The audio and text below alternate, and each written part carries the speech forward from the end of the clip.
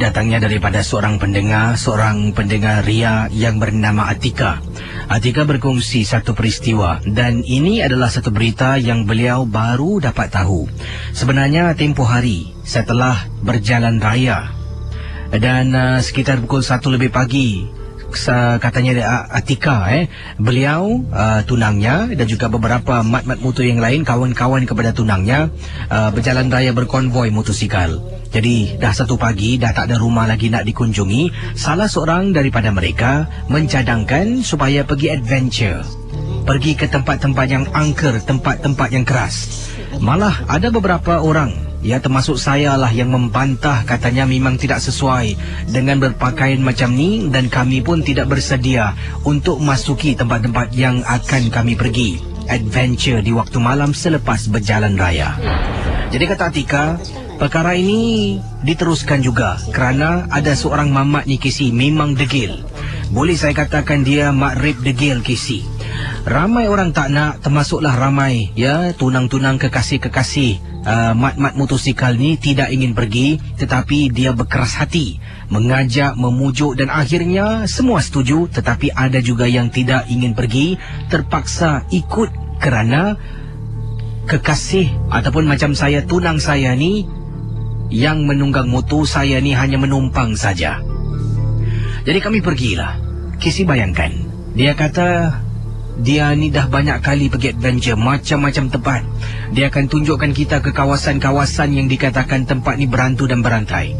Sebenarnya saya tidak kenal si Mamat Moto ni. Dia adalah kawan tunang saya punya kawan yang diajak jemput ikut sama untuk konvoi beramai-ramai. Jadi dalam kumpulan itu dialah yang paling bongkak Kisi, paling geriak sangat-sangat.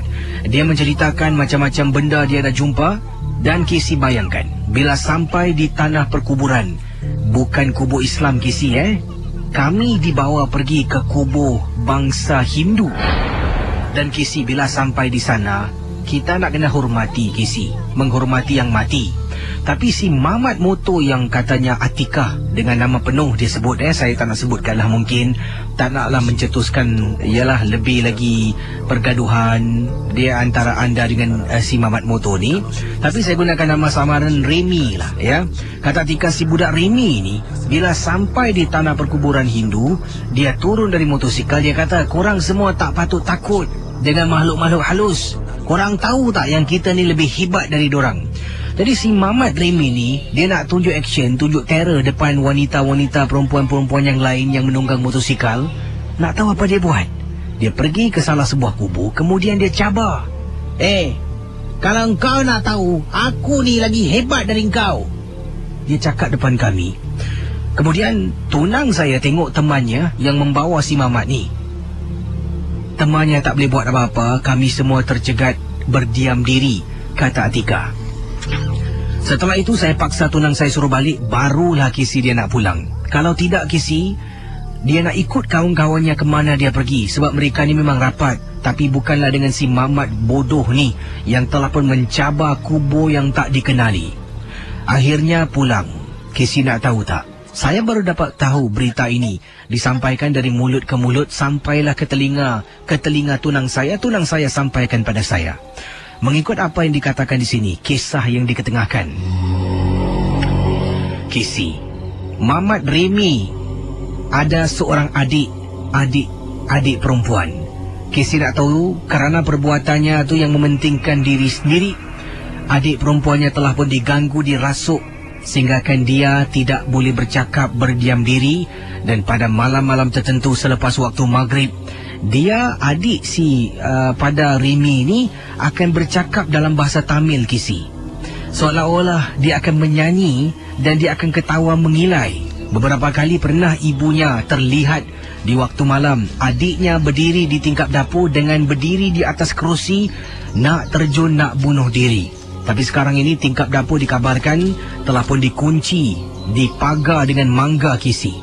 Itulah pengalaman yang diketengahkan oleh Atika berkaitan dengan seorang matrib ataupun mamat yang dikatakan bernama Remy dengan perbuatan bodohnya nak menunjuk-nunjuk yang dia ni handal, tapi akhirnya gangguan terkena pada adik dalam rumah.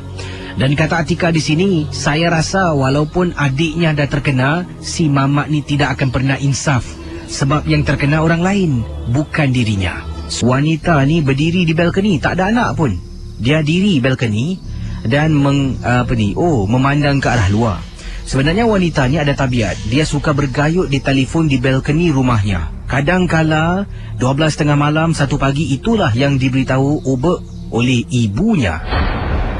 Sampaikan satu hari, ibunya bangun pukul 3 pagi nak ke tandas. Ternampak anaknya berdiri. Ibunya tegur, kau tak tahu nak tidur Kemudian ibunya masuk tandas. Keluar tandas, nampak anaknya masih berdiri.